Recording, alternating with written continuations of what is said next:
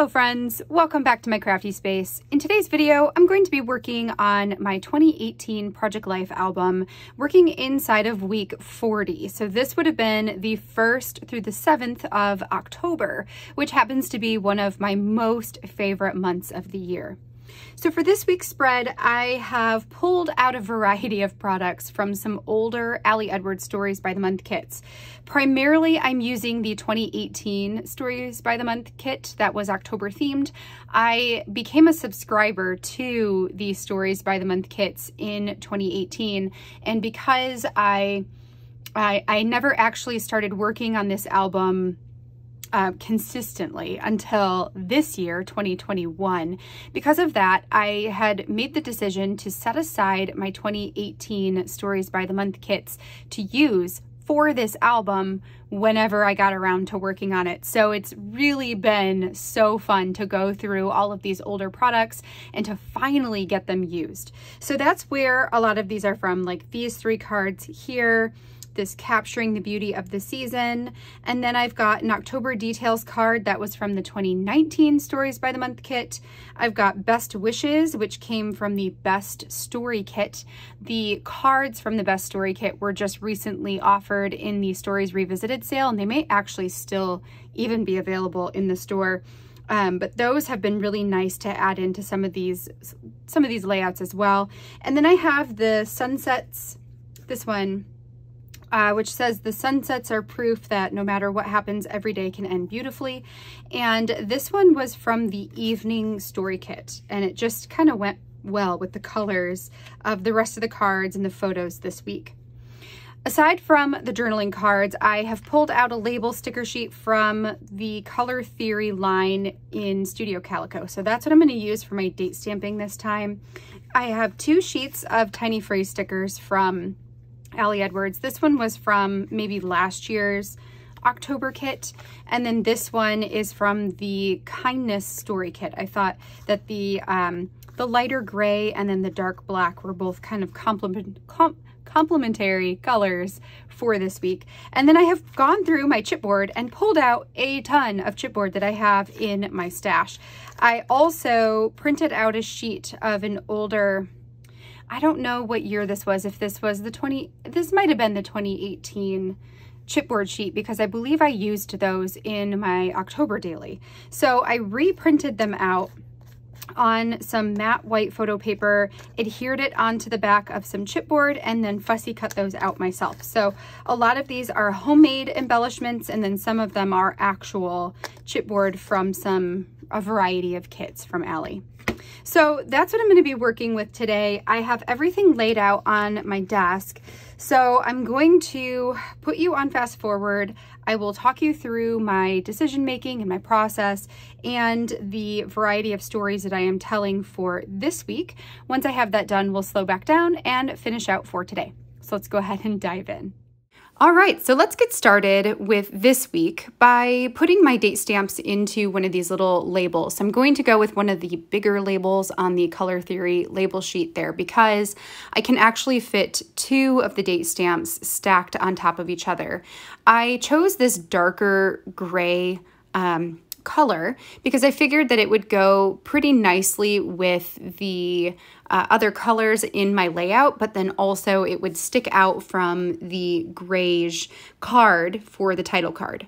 So I'm not going to put anything on there as a separator. I'm just going to have the 2 stacked dates, stick the sticker on there, and call my title card done. Next, I'm grabbing over a journaling pen just to make sure I'm checking off anything else that I have left. And I also noticed that there is a blank spot in the upper right-hand corner of the October Details card. So I'm also going to see if there's anything I can end up putting in that corner. I did go and look for some stamps that I could potentially put there, but nothing was really either the right size or the right sentiment. So I'm going to go into my embellishments for that instead. Next, I am leafing through all of the embellishments in that little tray there, and just in case you were wondering, I get those tiny little trays from the bathroom aisle at Target. Although they did just have this huge, like, back to school desk organization stuff in the dollar aisles, which were fantastic finds if you're looking for some items that you can help to organize your stash with. I definitely recommend checking out there too. But in case that's no longer there, the trays that I use are from the bathroom aisle at Target. Okay, so next we're just going to go through and find some different chipboard pieces that can work throughout this layout. I decided to keep this one pretty simple and just let it be a bit more airy, I suppose, just having a lot of white space, having really neutral, plain colors, you know, and playing off of that this week. As I'm looking through all of the embellishments here, I can actually take you through some of the pictures that I chose and the things that were happening during this week. So this would have been the first full week of us being home with Jonah. And unfortunately, so I believe we came home on like a Friday or a Saturday. And then we had our first pediatrician visit on Monday because they're not open on the weekends. By the time we took him in on Monday, he was fully jaundiced. So we had to take him to like an urgent care kind of place and have his bilirubin test taken and all of that stuff. They ordered us this Billy blanket that we had to have at our house, which is basically like it's like the lights that babies go under after they're born, but it's made into a blanket. So you just wrap it around them and turn it on, and they have to sit in that, and it's awful and not comfortable and all this stuff. So we ended up, after a couple of days of this, going to the doctors to be tested, going home and sitting under the blanket, you know, it was chaos. After a couple of days of that, our pediatrician decided that we should just go back to the hospital and have him go into a bed with the lights and all of that to help bring down his levels, which I think it's just like UV lights. So we went to the hospital and we ended up needing to stay there for 24 hours. And luckily we were able to be let out, we were offered the chance to go home after 24 hours. And we left the hospital and drove immediately about an hour away to go to my sister-in-law and brother-in-law's wedding rehearsal because my husband and I were both in the wedding. So we drove up there, we went to the rehearsal, we went and stayed in a hotel room, which is me and Jonah sleeping at the top. That's that picture there. And then the next day was the wedding. So you can see the pictures of Caitlin and Alex getting married, and our uncle was the officiant, and there's Isabella, who ended up with 102 temperature by the end of the wedding. So then me and my mom and Jonah and Izzy drove back to our house and just slept for hours because we were all just, you know, it was a hard day. I'm so grateful though that we were able to be a part of the wedding because it was a really big scare that we might not be able to be there for it. So even though there was a lot of, you know, it wasn't easy by any means, I'm still really, really grateful that we were able to be there. Aaron was the best man, and I was a bridesmaid. And, you know, it meant the world to us that we could be there for them in that way.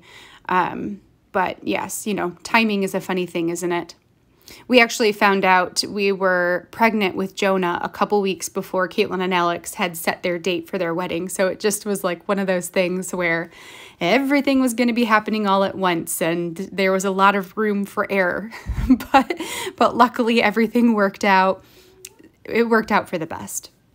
So that's essentially all of the photos and the story of this week. What a crazy busy week it was. And it's interesting now looking back on it, how many of these pictures depict like restfulness, you know, because really we did need some rest for sure.